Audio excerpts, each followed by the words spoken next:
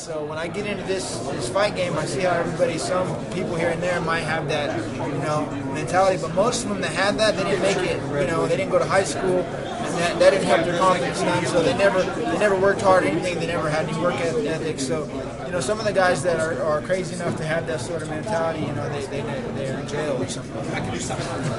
But I got into the sport really early. Lucky I did, because who knows what I'd be doing now. I mean, at this point in time, I've learned a lot of things. I met a lot of people. I'm sure there's plenty of things I could do, but I got into this nice and early. It's just where I came from, and that's what I bring to the table. Now that boxing style that you bring, that European boxing style, where you have your hands out like this. Yeah. I mean, where did you start? I used to spar Smooth Rodney Jones. He's ranked like number 5 in the world or something like that. He fought a world title, Corey Spinks. We used to spar all these guys, Bernard Hopkins, and all these professional boxers. And I started sparring this guy, and they needed work. They had some sparring down at Concord Pleasant Hill with a couple of guys that I sparred, a couple of pros down there I spar with. And then, those guys would come out. They'd get punched on, they'd come out. I'd be like, hey, let me spar. I went in there, I sparred, and I didn't come out. I didn't do that. I didn't do that well, but I didn't come out. And I was tough, so I took a lot of punches. I didn't get tired. Some of those guys were really excellent boxers. They weren't in good shape. I was in shape for training for MMA, so I was a good person to move around the ring with. And so they used me. I just so happened this guy was from Stockton. I didn't know it. I was in Concord, and so then.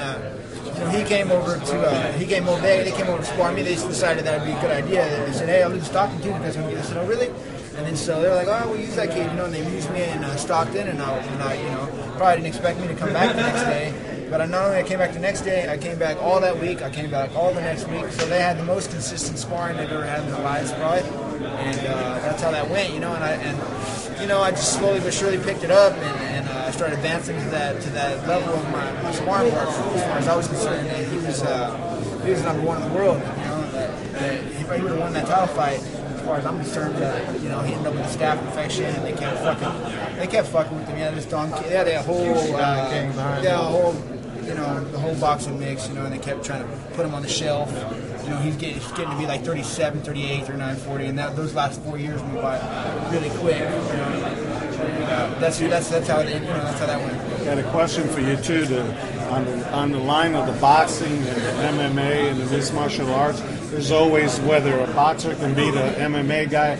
Do you think in the future for this sport that there will be one person that will be a world champ in boxing, and a world champ in MMA, one single person? Do you think that's possible?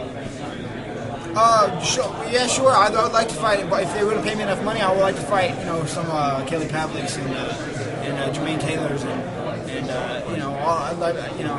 I'm ready. I'm in better shape. I work harder than them as far as I'm concerned. I fight more often than they do. Some of the. I'm sure a lot of this stuff we do for training for MMA, probably helps out. They probably lack that. It's just that nobody that's trained up that hard in mixed martial arts. If anybody is, and they're good, they're probably getting paid in mixed martial arts. And then a lot of them aren't that great at boxers either. A lot of them could be just well-rounded. So it just depends. I myself though actually would love a shot. I don't know if I'd like to go through all the trouble of building myself up and working my way up through. I want paydays. I need to make some money in my life. So that might be a hindrance, is working your record up to a point to get a title fight. I'm trying to make some money and take care of my family. You know what I mean? So if they're going to pay me more money to do those, then I'll be right at it. And I think I have a good shot. I think really good shot. That would be something to consider. And I don't see why not.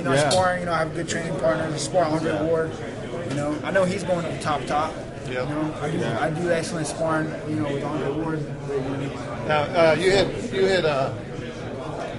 your guy with a few good body shots. Did you hear anything when you hit him? Yeah, I knew that was the key. That was the key. Because as soon as you hit him with a few body shots, I just don't want to come out trying to throw body shots and swing wild.